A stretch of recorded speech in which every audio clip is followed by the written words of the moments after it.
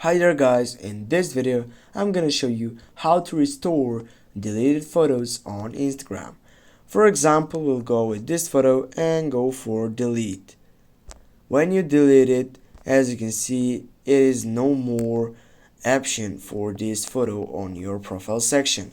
What you need to do to restore this deleted photo is just going to the profile section, right down by clicking on the three dots on your right upper side, then go for your activity on the third selection. Then you need to scroll down and go for recently deleted. Click on it, and here it is. All you can see, these photos, they will be permanently deleted after the number of days shown. As you can see, the number of days is 30 days. After that, you won't be able to restore them. Click on it and go on the three dots again and go for the second option that says restore. Go restore again.